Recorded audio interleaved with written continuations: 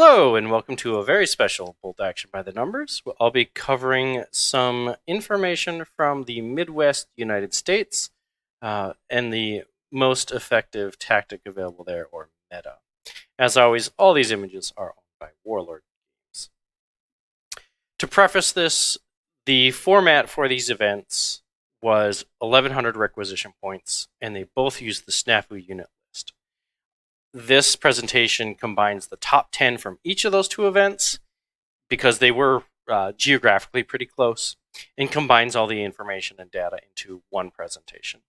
As a quick disclaimer, there might be a little bit of human error there. I think one of the lists had to have tough fighters removed from them, and maybe I copied some of the information over as this was done pretty quickly. They did have different compacts, however, which might skew the results slightly. So I'm mostly interested in the order dice and the units that have been chosen. One tournament had slightly different scenarios used, and one of the tournaments did allow tank platoons. So the two events we're looking at is the Sledgehammer Grand Tournament, which was in Minnesota, and then right in the state next door, there was the Wisconsin State Championship that occurred. As for the platoon distribution at Sledgehammer, there were this is the one that allowed the tank platoons. There were 3 generic single platoons, 3 generic dual platoons, 3 theater selectors, and 1 tank platoon in the top 10. At Wisconsin, it was 5 and 5. This one only allowed the generic platoons. So about half the people chose a second platoon, and half of them just stuck with the one. As for the nations in these 20 lists, there were 5 US, which was the most represented, 4 German, 4 Soviet, 3 Commonwealth, only one of those was Indian, 2 Japanese lists, 1 Hungarian, 1 Italian. We do have quite a few people who play Finnish in the area. They were not present, to my knowledge, at these tournaments. And then France isn't a huge thing in this area. Our Romanian player that I know of wasn't present. We had a Belgian player who was playing Soviets this time. No partisan lists, although I know quite a few of these people do have partisan lists, but it's pretty interesting that the top 5 are stuck with those belligerents from World War II. As for the order dice, Sledgehammer did have a limit of 16 order dice. Wisconsin did not. However, the numbers were pretty much identical and averaged out to 14.5. Keep in mind that's in 1,100 points. So we're getting pretty similar results around the world from what we've seen with that in competitive events. The highest was, of course, at 17 with the Indian Commonwealth list. The lowest was a British list, actually. And that's a Bren Spam, get up in your face pretty quickly list, if I'm not mistaken. As for the dice used by each of those nations, it's the nations that have free units and additional order dice that we're seeing pushing those limits. The Soviet and Commonwealth are both over 50. Japanese have some of the cheaper order dice, so we saw them at 16. However, like Germany, Hungary, Italy, none of those get free units. They are sitting right at that 14, which seems to be the sweet spot. All right, moving on to some of the unit specifics that were present. We did see quite a few second lieutenants. 15 of those were inexperienced, 11 regular, 1 veteran. 11 of those did have assistants. So we're seeing in an order dice limit situation, we see a lot of the lieutenants having assistants when they are not just inexperienced, or try to get some worth out of them as well, which I think is actually good for the game. But it is a consideration to be taken. We did actually see 2 captains both appear in the top 10, one from each tournament. And we're seeing people kind of explore that option and using the command bubble that they have and the extra snaps too to great effect. Unlike some of the international tournaments, we don't see a lot of players using commissars or Kempetais or things like that. There's actually none in this area, which might be an encouragement to explore some of those strategies and things like that. Or if you're going to be playing somebody from the United States, they might not be as familiar with it. Moving on to some of the other headquarters units, there was 1 regular medic used in the list that was very infantry heavy. There was 1 War Correspondent. Now, this is something that is very infrequently allowed at tournaments, and admittedly, I was the one who took this. At the Snafu event, the Sledgehammer tournament, of those lists, of the top 10, I was the only one who used the War Correspondent. There were others there, but admittedly, it did score in 2 of the games successfully, and in one of the games, it turned a minor loss into a draw just because of that. And I chose to run it as Shirker for the extra 6-point reduction. But it was definitely something that was fun and interesting to use because most events don't actually allow it. There were no air observers, to pretty much no one's surprise. However, there were 5 artillery observers. 3 of those were free, and then 2 of them were purchased. One of those was purchased as a second observer for the same list. And that list is definitely putting down all of those pins to prevent the opponent from moving forward at any time. And none of those had assistance. There was only 1 anti-tank rifle which appeared in the top 10 of each of those tournaments, and that was just used as regular. There were 6 bazookas and Piats, actually no Panzerschreck.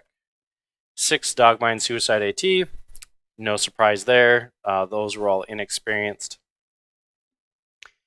We are starting to see people experiment with machine guns here in the Midwest. There were actually 5 regular, notably one of them was used by the winner of the Sledgehammer event. And the others that we're seeing are typically the German LMG team, which is appropriately costed for this type of unit. And because we aren't seeing a whole lot of snipers, there's only 3 regular, 8 veteran that were present in these top 20 lists. Those machine guns are starting to see a lot more use. Of note, 4 of those veteran snipers were in the same list under the sniper detachment Soviet rule. There were no light mortars. For a while, we saw some light mortars, but then snipers came in and just snipers were killing them too easily, so that 24-inch range wasn't being effective, and it was just too easy to kill them. So we actually saw no light mortars, and now we're getting into the snipers aren't doing a whole lot, so now there's no snipers, and now because there's no snipers, we're seeing machine guns. It's kind of this paper, rock, scissors thing that's coming along. It's kind of interesting to see it evolve. There were, however, a decent number of medium mortars, 3 inexperienced, 4 regular, and those 4 regulars had spotters, and similarly the heavy were 4 inexperienced, 2 regular, and 2 spotters. It appears that the cost disparity with mortars is going to be much larger. If you're taking them as cheaply as possible, just run inexperienced. If you want a spotter, if you want to hide them, then you're taking it as regular, and that cost compounds quite a bit with that 10-point spotter. There were some light howitzers, 4 regular, 2 veteran, and 2 of those had spotters. 4 regular medium howitzers, and 1 of those was veteran. We're seeing the veteran howitzers placed aggressively in a lot of these games because with gun shield, they're not afraid of these machine gun tanks. Okay, sure, you throw 18 dice at this thing, but you only wound on 6s, and how many of those 18 dice are even going to hit? So you might kill one guy, you might get a pin, but you're using up that entire action. And here I've got a veteran artillery crew with typically a lieutenant behind it that's just going to ignore you. So it seems to be that veteran artillery are coming into favor against these machine gun vehicles. There were 2 spigot mortars run by the Japanese player. Again, no surprise there. Inexperienced, and they do a beating with the number of pins. Of the armored fighting vehicles, there was 1 regular vehicle with a howitzer and 3 veterans. All those veterans are going to be your gyro-stabilized American vehicles. There were no light anti-tank guns, which surprised me a little bit. I had even considered bringing one. However, there were 3 medium anti-tank guns, all of those the ZIS-3, with the option for the increased HE size if it wants to shoot that. No stationary autocannons. However, we did see the 2 Kugelblitz list that's being run a few times in places here around the area. So it is kind of nice to see that list which says, oh, I can deal with vehicles, I can deal with infantry, I'm going to pump out a lot of pen shots. Multi-launchers, to no one's surprise, there were 8 inexperienced, 1 regular with a spotter. That, of course, is the M30, which is super popular right now, especially in international play that we're seeing. The area it affects is extreme. There was 1 inexperienced Katyusha and then 1 regular multi-launcher vehicle. That was actually the Hotchkiss 38H, the one with the low-velocity light AT gun and the multi-launcher that it can shoot as both. We were seeing a lot of light vehicles. As for the 6+ car category, there were 9 of those with a machine gun, the Jeeps, motorcycles, things like that. 3 of them had 2 machine guns. I think one of them had 4, the Tokarev. And then we even had an AT rifle motorcycle, which was kind of an interesting little tech maneuver. We didn't see any of the AT guns mounted on trucks. I think the new Errata's got some of those for Germany and things like that. But that's not something we are seeing right now. There were 5 regular armored cars that were 7+. These are going to have either machine gun, coax, autocannon, something along those lines, typically recce. 7+ light tanks, there were 5 regular ones of those. Nothing special about those. They aren't going to have anything notable, in my opinion. 8+ armored cars, there was 1 AAC and 1 Puma. 8+ tanks, there were 10 regular, 1 veteran. Of those 11 vehicles, 7 of them had 18 or more machine gun shots. So we're looking at the Panzer III, the M3, or even the 1542 Italian tank. So about half of the lists we were seeing that in. Notably, it's not actually half the list. It's probably about a quarter of the list, and those quarter lists doubled up. So if you're taking that 8+ tank that's got a lot of shots, you're usually taking 2. And that's kind of the thing you're leaning into your skew list. There were 2 tanks at 9+. Nothing special about that. A lot of those were designed to take out the Stuarts and things like that. Moving on to the infantry. There were 11 inexperienced squads. Again, most of those are going to be your Free Soviet squads. 2 of those were Bamboo Spear Fighters. We did see a couple of the German players taking inexperienced shirkers, using for backline objectives. The scenario packs really benefited from that type of strategy, so not too surprising, but it's nice to see some variety. 53 regular squads. Of those, 7 forward deployed. 5 of them were 3 men. 4 of them were assault designed, and only 1 had a flamethrower. And I mainly put that in so we can compare it to the veteran numbers. There was 41 veterans. So we're seeing a lot of emphasis on the regular infantry as skirmishers, but veterans have a specialty. So 11 of those veterans were forward deploy. 8 of those were small squads of 2 or 3 men. That's going to be your FSSF squads, your Soviet scout anti-tank squads, and things like that.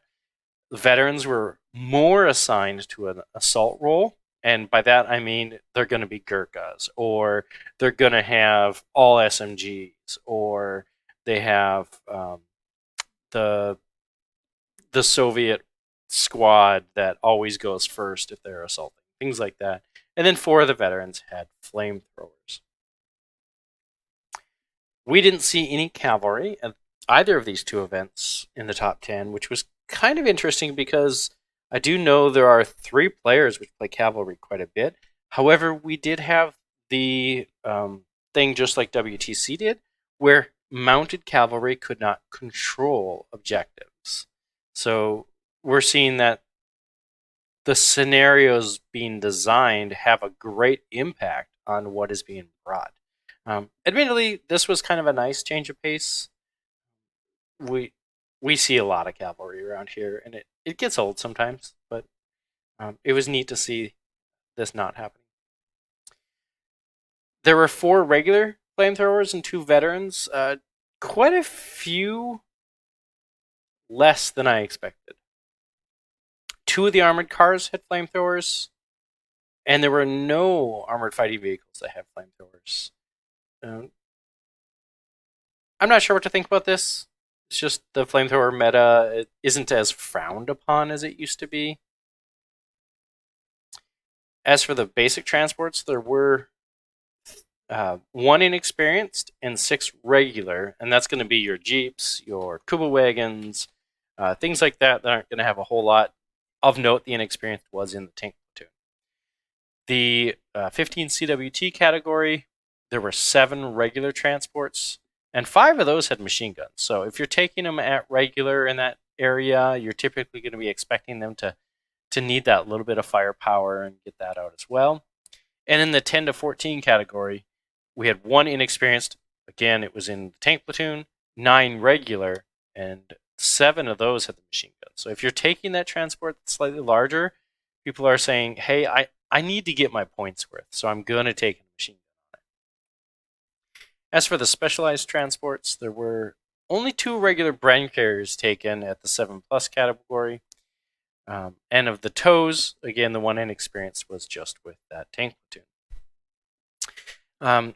I appreciate everyone stopping by for this last review. It was great to see everyone again. I haven't been to an event in a while myself, but thank you all and have a wonderful day.